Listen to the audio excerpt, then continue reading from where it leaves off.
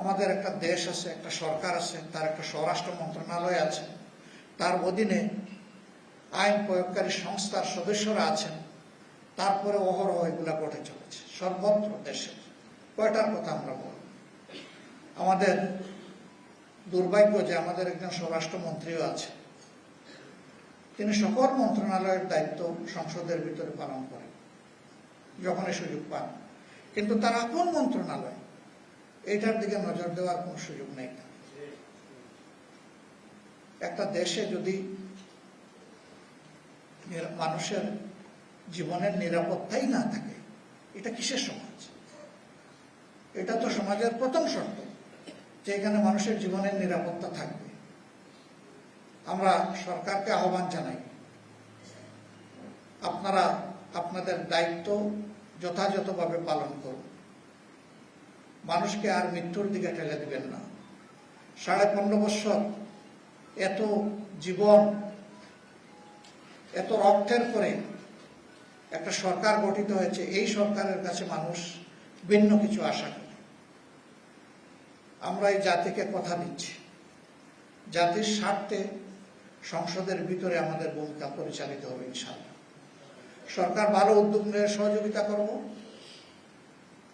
গণবিরোধী যাই সরকার গ্রহণ করবে তার প্রতিবাদ করব, এবং আমাদের সামর্থ্য থাকলে আমরা প্রতিরোধ করব ইনশাআল্লাহ। আর আমাদের এই প্রয়াস সংসদের ভিতরে এবং বাইরে সমানতালে চলবে। আমরা একটা মানবিক সমাজ চাই, মানুষের বসবাসযোগ্য একটা বাংলাদেশ চাই।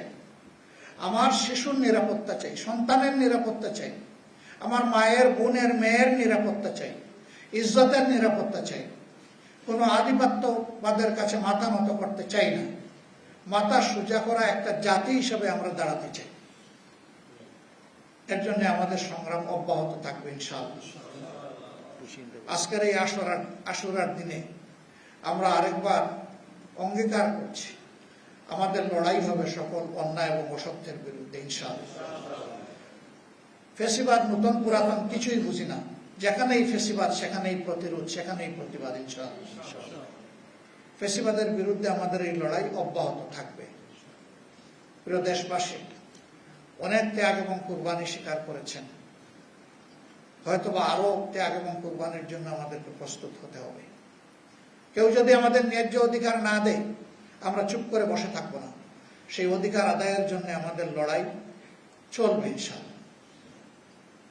আমরা দেশবাসীর সাথে আছি এবং দেশবাসীকেও আমরা আহ্বান জানাবো, যতক্ষণ পর্যন্ত ন্যায় এবং কল্যাণের উপরে, দেশের স্বার্থের উপরে, আমাদের স্বাধীনতা সার্বভৌমত্বের পক্ষে আমাদের ভূমিকা থাকবে, আপনারা আমাদেরকে দোয়া করবেন, আপনারা আমাদেরকে সহযোগিতা করবেন, আপনারা আমাদের পাশে থাকবেন।